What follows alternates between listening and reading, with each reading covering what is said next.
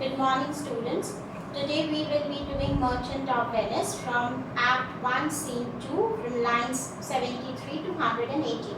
Now in the previous video, that is from lines 41 to 72, we have seen that Portia and Nerissa, they were talking about the suitors who have come to Belmont to woo Portia, and we have seen in those previous lines that Nerissa and Portia were talking about County Palatine, Prince of Naples, and about Monsieur Le Bon, and Portia was giving her opinion about these suitors, and we have seen that she does not like any of these three suitors. Now from 73 to 118 we will see other three suitors who have come and what is Portia's opinion for them. So we will begin from line number 73, page number 33. What say, Nerissa, what say you then to Falconbridge, the young Baron of England? So she says, okay, what is your opinion about Falconbridge, the Baron of England? Now, Baron is actually a member of the lowest,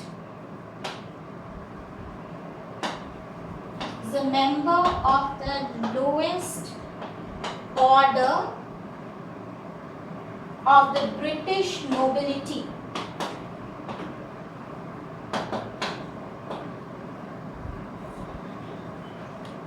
And at times, barons are also referred to as lords. So she says that what is your opinion, Portia, about Falconbridge, the Baron of England? So now Portia says, you know I say nothing to him. So she says, you know, Nerissa, that I do not talk to him, for he understands not me. So she says, he cannot understand me, nor I him. Neither can Falconbridge understand Portia, nor Portia can understand him.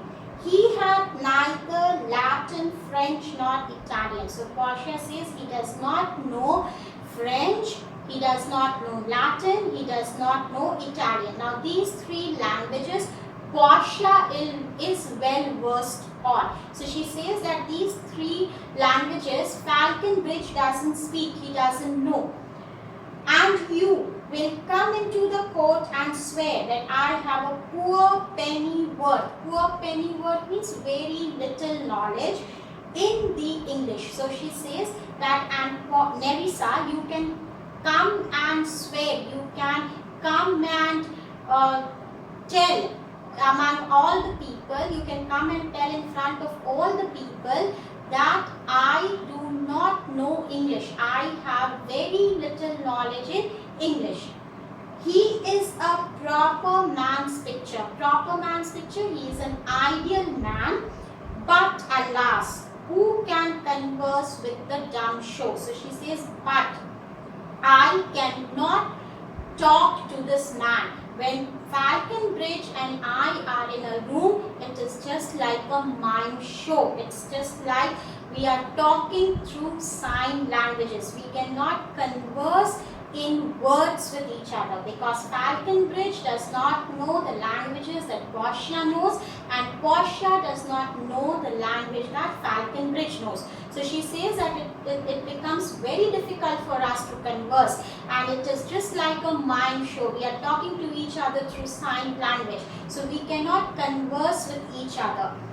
How oddly he is suited. She says, but his dressing sense I do not appreciate. I do not like his dressing sense.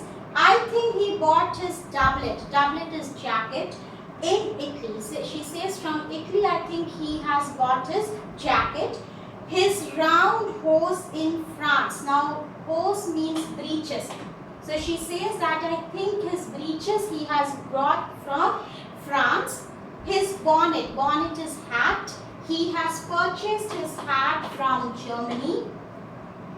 His behavior everywhere. Behavior is his manners from everywhere. So she says that wherever this man has gone, he has picked things and manners from those places.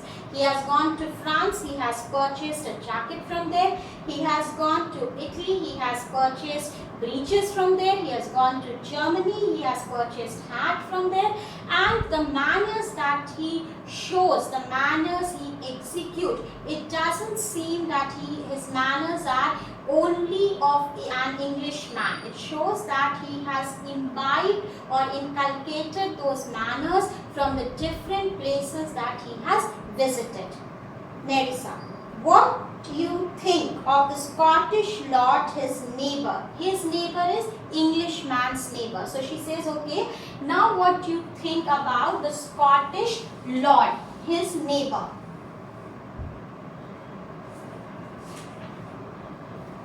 That he had a neighborly charity in him. Neighborly charity, he has a soft corner for his neighbors. For he borrowed a box of the year of the English man. Box of the year is Punch.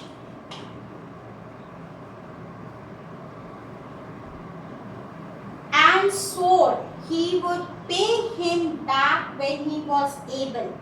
I think the Frenchman became his surety. Surety is security, and sealed under for another. Now in this extract, Shakespeare shows the political relationship that existed between the French, English and Scots. Scots are the people who live in Scotland. So she says that Scots and English, they are always in a enmity. They are always each other's enemy. And whenever the Scots went on war with the English, they were always helped by the French people. So over here, Portia says that when this English man punched the Scottish man, the Scottish suitor on his ears, the Scottish suitor, he vowed, he promised that he will take revenge from this English man. And the French man, he said that he will help the Scottish man to take his revenge from the English man. Nerissa, how like you the young German, the Duke of Saxony's nephew? So she says, okay, then what do you say about the young German suitor, Duke Saxony's nephew? Very weary in the morning. Weary is hateful.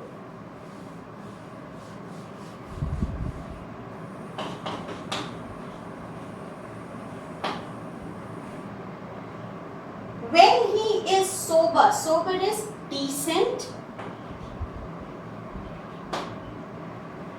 and most weary in the afternoon when he is drunk. When he is best, he is a little worse than a man. When he is best, best means when he is in his best behavior. And when he is worst, worst in his behavior, he is little better than a beast. And the worst fall that ever fell, I hope I shall make shift to go without him. Make shift is arrange. Now, over here, Portia in a nutshell says that Duke of Saxony's nephew, the German suitor, is a big drunkard. Okay, he is all the time in a drinking state. He is a drunkard. She says that when this man is not that much drunk in the morning, at that time I hate him little. But when he is drunk in the afternoon, and at that time I hate him the most. Then she says that even when this man tries to show his, we'll take it good qualities, when he tries to show his good behavior, that time this man cannot be called a good man. Even when this man shows his good behavior, Portia says, I cannot categorize him into man. I cannot categorize him in the category of a man. But when he shows his worst behavior, Portia says, at that time I cannot categorize him in animals category. Understand this, children. This man is said to be a big drunkard. She says, when he is not drunk in the morning, I hate him. When he is drunk in the afternoon, I hate him more. She says after that his good behavior, when this man tries to show some of his decent good behavior, at that time also I will not tell him that he is a human being, he is a man. This man, when he is drunk and he is out of his control and he projects all the bad behavior, at that time I cannot even categorize him in the animals category. Neither this man is a human being nor he is an animal. He is, even a human being is better than him, an animal is also better than him. Nerissa, if he should offer to choose and choose the right casket, and then Nerissa says, if suppose this man chooses the right casket, then you should refuse to perform your father's will if you should refuse to accept him. So she says, if this man chooses the right casket, then what will you do? Will you go without marrying him? That means then you will not be following your father's advice. Then what will you do? Portia, therefore for fear of the worst, I know I'm thinking this, that if he chooses the right casket, if the worst happens, I pray thee, I request you, set a deep glass of Rhenish wine. Now Rhenish wine is an expensive wine. So she says that thinking that this man will choose the right casket and I need to marry him, I have a plan. When this man comes to choose the right casket, at that time you put a glass of Rhenish wine on the casket. On which casket? On the contrary casket. Contrary is wrong. On the wrong casket, Nerissa, you place a glass of Rhenish wine.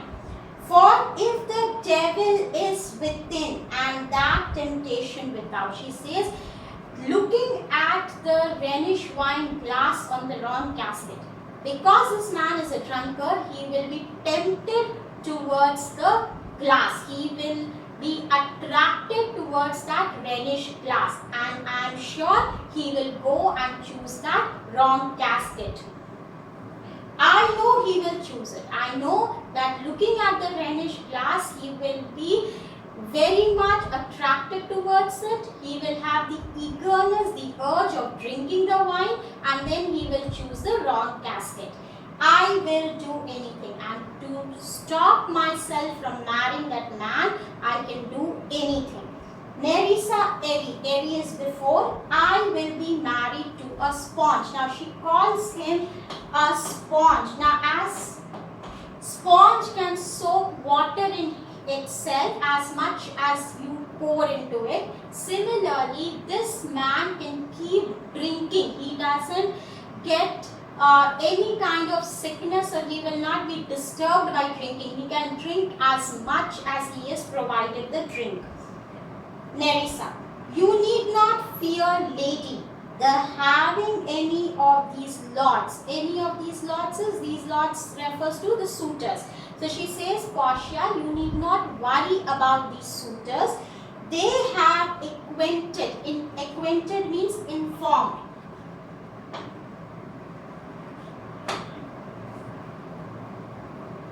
Me with their determinations. Determinations is decisions,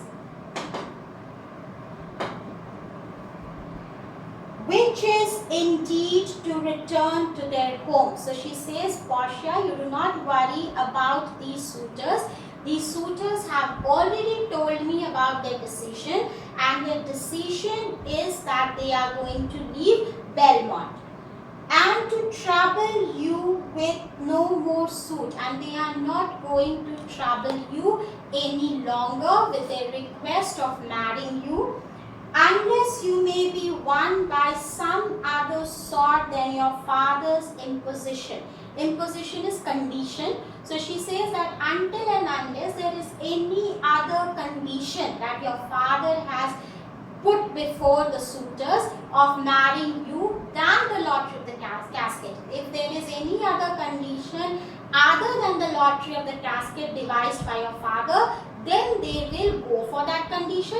Otherwise, they are leaving Belmont and they are not going to choose the casket. Now, before I wind up this video, let me tell you the reason why the suitors are leaving. Now, it was said by Portia's father that when any suitor comes to marry Portia, before choosing the right casket, he needs to take 3 vows, or he needs to promise 3 things. He needs to take oath of 3 things, and the oaths were that after choosing the casket, they cannot disclose to any other person which casket they have chosen.